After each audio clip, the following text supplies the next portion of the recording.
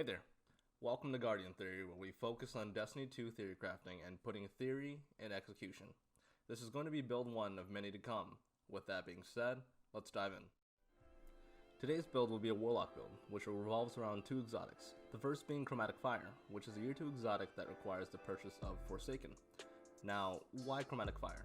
The exotic perk, Crystalline Transistor, creates an elemental explosion on kinetic headshot based on the subclass equipped, which pairs nicely with our second exotic, Ace of Spades.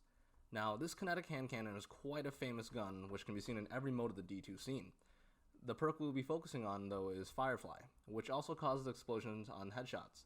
Now, this build works with any kinetic Firefly weapon, but works better with Ace due to the popularity and proven usefulness of this weapon. And because of the catalyst Ace possesses, it also has the only amplified Firefly in the game once it is completed. Once the catalyst is completed, Ace of Spades gains a 50% damage buff to the Firefly damage while under the effects of its intrinsic perk, Memento Mori, which furthers the gun's raw damage output. Now, let's take a look at what this build does for us in-game, and for warning, there's going to be a lot of scuff shots.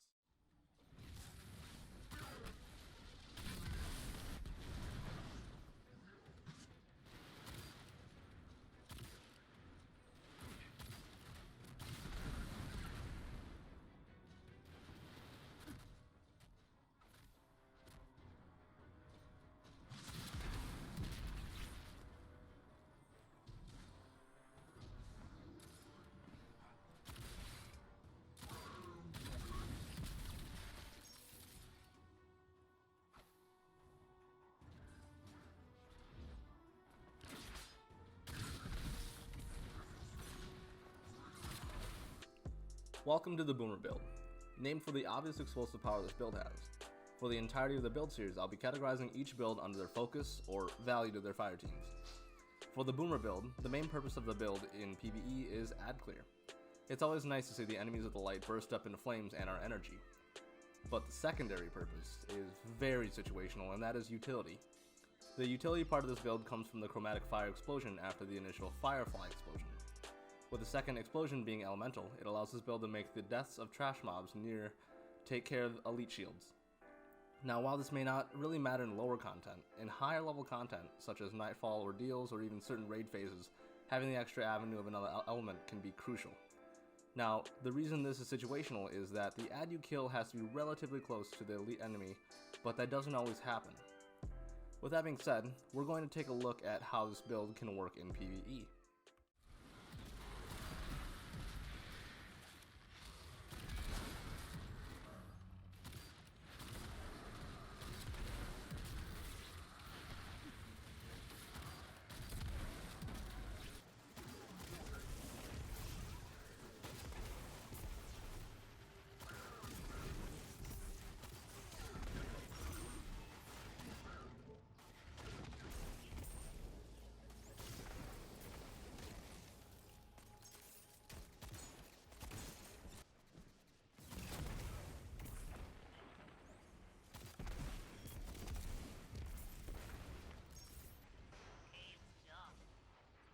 You are both depressing and unhealthy.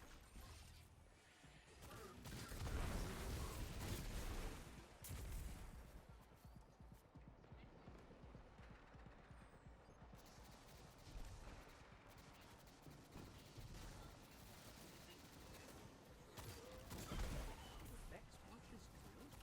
If I were them, I'd want it gone.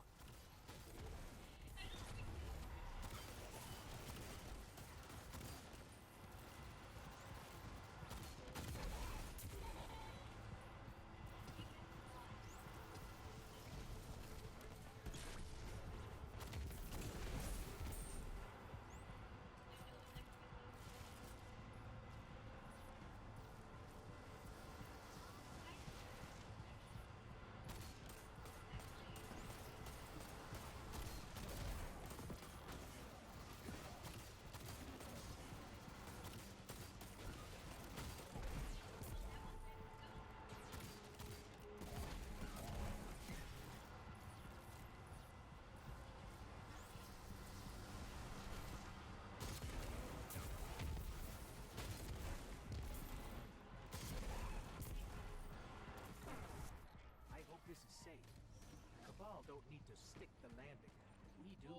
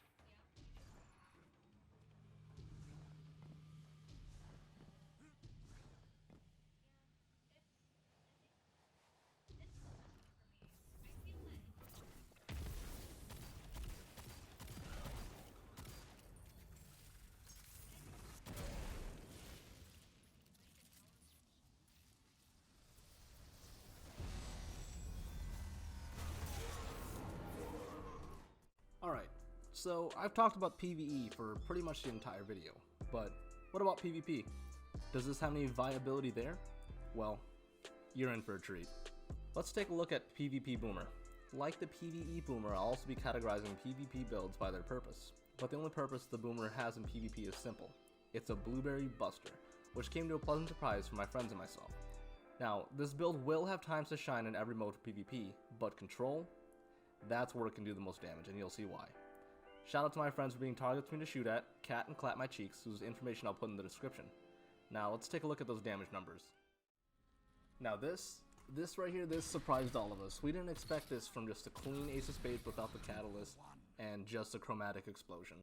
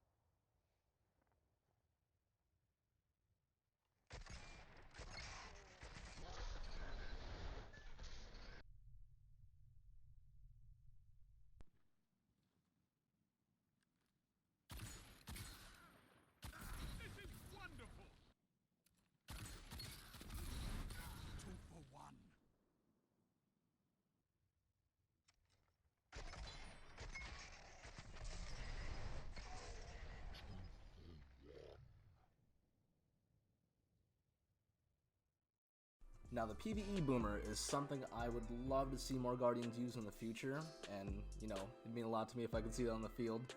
And I'd love to see the new purposes that each and every Guardian could give the build, but I feel like I've talked about the PvE Boomer more than enough already, so I'm going to move on to the PvP Boomer. And like I said before, I didn't expect the build to be able to kill adjacent Guardians off of explosions alone, at every phase, without the Catalyst, without Memento Mori. But the distances between the Guardians are quite realistic, especially in Control, where you could potentially wipe a point off of one kill, which made this side of the build a real gem to me. What I didn't think about testing and would love to see is the viewers' results on the effects on adjacent supers and if it has the potential to one-shot those. But thank you for taking the time for indulging me in my thoughts and theories. If you liked the video, please support me by liking and subscribing. Oh, and also, I'd love your feedback in the comments on what I could do better. This is my first video I've ever made in my life, and I would love to know how to improve. Thanks again.